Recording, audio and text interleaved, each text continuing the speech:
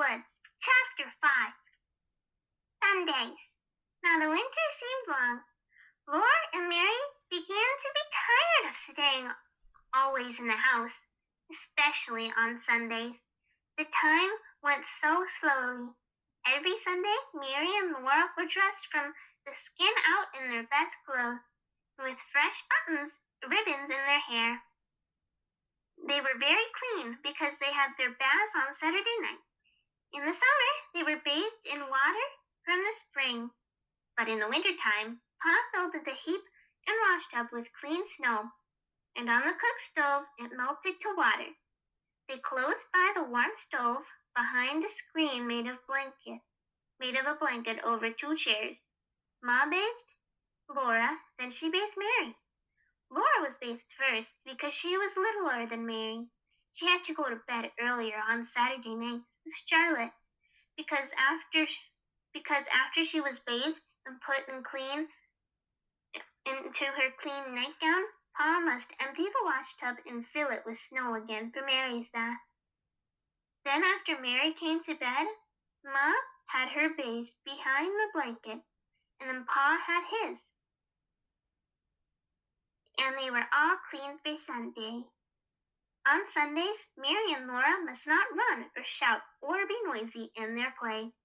Mary could not sew on her 9-patch quilt, and Laura could not knit on the tiny mittens she was making for baby Carrie.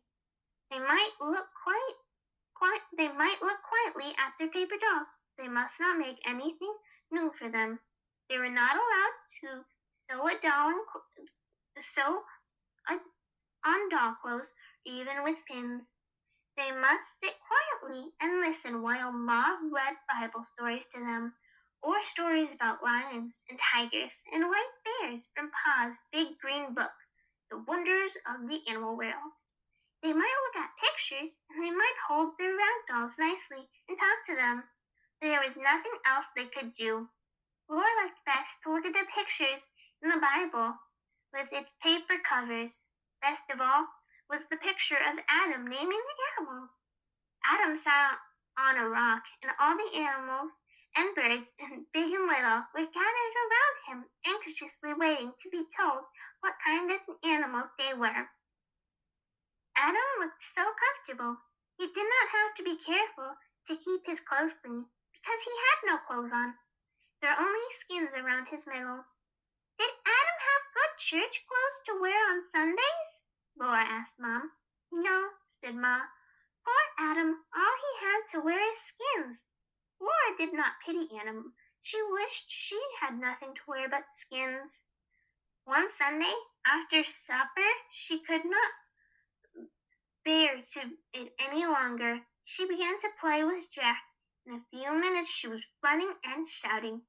Pa told her to sit in her chair and be quiet. When Laura sat down, she began to cry and kick the chair with her heels. I hate Sunday, she shouted. But Pa put down his book. Laura, he said sternly, come here. Her feet dragged as she went because she knew she deserved a spanking. But when she reached Pa, he took her sorrowfully for a moment, and then took her on his knee and cuddled her against him. He held out his other arm to Mary and said, I'm going to tell you a story about when Grandpa was a boy. The story of Grandpa's sled and the pig. When your grandpa was a boy, Laura, Sunday did not begin on Sunday morning, as it does now. It began sundown on Saturday night. Then everyone stopped every kind of work or play. Supper was solemn. After supper, Grandpa's father read aloud a chapter of the Bible. While everyone sat straight and still in his chair, when they all knelt down, and their father said a long prayer. Then he said, Amen, and they got up from their knees, and each took a candle and went to bed. They must go straight to bed with no playing, laughing, or even talking. Sunday morning, they ate cold breakfast because nothing could be cooked on Sundays. Then they all dressed in their best clothes and walked to church. They walked because hitching up the horses was work, and no work could be done on Sundays. They must walk slowly and solemnly, looking straight ahead. They must not joke or laugh or even smile. Grandpa and his two brothers walked ahead, and their father and mother walked behind them. In church, Grandpa and his brothers must sit perfectly still for 2 long hours and listen to the sermon. They dared not fidget and get hard behind. They dare not fidget on the hard bench. They dare not swing their feet. They dare not turn their heads to look at windows or walls or the ceiling of the church. They must sit perfectly motionless, and even for one instant, their eyes from the preacher. They must sit perfectly motionless and never for one instant take their eyes from the preacher. When church was over, they walked slowly home. They might talk on the way, but they must not talk loudly, or they must never laugh or smile. At home, they ate cold dinner, which had been cooked the day before. Then all the long afternoon, they must sit in a row on the bench and study their catechism until at last the sun went down and Sunday was over. Now Grandpa's home was about halfway down the side of the steep hill. The road went from the top of the hill to the bottom, right past the front door, and in winter it was the best place for sledding downhill that you can possibly imagine. One week, Grandpa and his two brothers, James and George, were making a new sled. They worked at it every minute until playtime. Every minute of their playtime. It was the best sled they had ever made, and it was so long that all 3 of them could sit on it, one behind another. They planned to finish it in time to sled downhill Saturday afternoon. But every Saturday afternoon, they had 2 or 3 hours to play.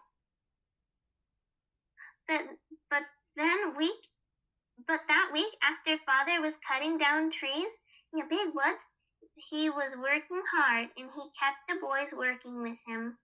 They did all the morning chores by lantern, and were hard at work in the woods. When Sunday came up, they worked till dark, and then there were chores to do. And after supper, they had to go to bed so they could get up early in the morning. They had no time to work on the sled until Saturday afternoon, and they worked at it just as fast as they could, but they didn't get it finished till just as the sun went down Saturday night. After the sun went down, they could not slide downhill, not even once. They would be breaking the Sabbath, so they put the sled in the shed behind the house to wait until Sunday was over. All the 2 long hours in church the next day, while they kept their feet still and their eyes on the preacher, they were thinking about the sled. At home, while they ate dinner, they couldn't think of anything else. After dinner, their father sat down to read the Bible, and Grandpa and James and George sat as still as mice on their bench while with their catechism, but they were thinking about the sled. The sun shone brightly, and the snow was smooth and glittering on the road. They could see it through the window, and it was a perfect day for sledding downhill. They looked at their catechism, and they thought about the new sled, and it seemed that Sunday would never come. After a long time, they heard a snore. They looked at their father, and they saw that his head had fallen against the back of the chair, and he was fast asleep. Then James looked at George, and James got up from the bench and tiptoed out of the room through the back door. George looked at Grandpa, and George tiptoed after James, and Grandpa looked fearful at their father. But on tiptoe he followed George and left their father snoring. They took their new sled and went quietly up to the top of the hill. They meant to slide down just once, and they would put the sled away and slip back to the bench in catechism before their father woke up. James sat in front on the sled, then George, and then Grandpa, because he was the littlest. The sled started out first slowly, then faster and faster. It was running, flying down the long, steep hill. But the boys dared not shout. They must slide silently past the house without waking their father. There was no sound except a little whirl from the runners on the snow and the wind rushing past. Then, just as the sled was swooping toward the house, a big black pig stepped out of the woods. He walked into the middle of the road and stood there. The sled was going so fast it couldn't be stopped. There was no time to turn it. The sled went right underneath the hog and picked him up. With the squeal, he sat down on James, and he kept on squealing, long and loud, shrill. Squeal! Squeal! They flashed by the house, the pig sitting in front, then James and George, then Grandpa. And they saw their father standing in the doorway, looking at them. They couldn't stop, but they couldn't hide, and there was no time to say anything. Down the hill they went, then the hog sitting on James and squealing all the way. At the bottom of the hill they stopped. The hog jumped off James and ran away into the woods, still squealing. The boys walked slowly and solemnly up the hill. They put the sled away. They sneaked into the house and slipped quietly into their places on the bench. Their father was reading the Bible. He looked up at them without saying a word, and he went on reading, and they studied their catechism. But then the sun went down, and the Sabbath day was over. Their father took them out to the woodshed and tanned their jackets. First James, then George, then Grandpa.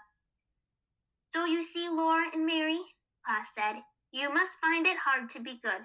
But you should be glad that it isn't as hard to be good now that it is when Grandpa was a boy. Did the little girls have to be as good as that?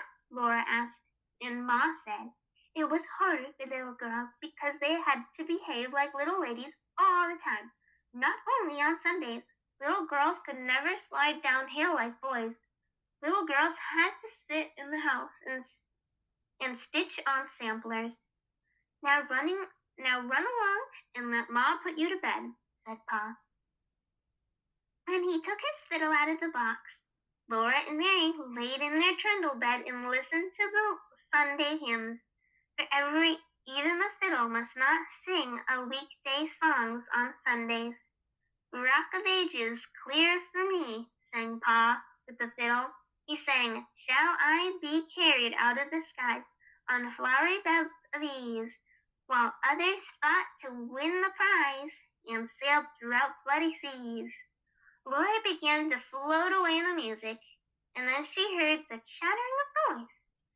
And there was Ma by the stove getting breakfast. It was Monday morning, and Sunday would not come again for a whole week. That morning, when Pa came to breakfast, he caught Laura and said he must give her a spanking, for he explained that today was her birthday, and she would not grow properly next year unless she had a spanking. And then he spanked so gently and carefully that it did not hurt a bit. 1, 2, 3, 4, 5, 6, he counted and spanked slowly. 1 spanking for each year, and that at the last one big spank to grow on. Then Pa gave her a little wooden man he had whittled out of a stick to be company for Charlotte. Ma gave her 5 little cakes, 1 for each year that Laura had lived with her and Pa. And Mary gave her a new dress for Charlotte. Mary had made the dress herself when Laura thought she was sewing on her patchwork quilt. And that night, for a special birthday treat, Pa played Pop Goes the Weasel for her. He sat with Lord and Mary close against his knees while he played.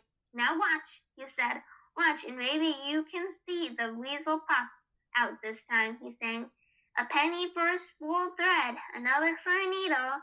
That's the way the monkey goes." Lord and Mary bent close, watching, for they knew now was the time. "Pop!" His finger pop, said Pa's finger on the string. "Goes the weasel," sang the fiddle playing. But Lord and Mary hadn't seen Pa's finger make the string pop. "Oh, please, please do it again," they begged him. Pa's blue eyes laughed, and they fiddled, and the fiddle went on while he sang. All around the cobbler's bench, the monkey chases the weasel. The preacher kissed the cobbler's wife. Pop goes the weasel. They hadn't seen Pa's finger that time either. He was so quick they couldn't even catch him. So they went laughing to bed and listened to Pa and the fiddle sing. There was an old darky, and his name was Uncle Ned, and he died a long ago. There was no wool on the top of his head, and in place there was wool throughout to grow. His fingers were long, and as they came in the bark, his eyes could hardly see, and he had no teeth to eat the whole cake, so he had to let the no cake be. He sang up the shovel in the hole, laid down the fiddle in the bow. There's no more work for Uncle Ned, for he goes where the for he's gone where the good donkeys go. Thank you all for listening today to Little House in the Big Woods. I had a good time today. Don't forget to like and subscribe. See y'all next time.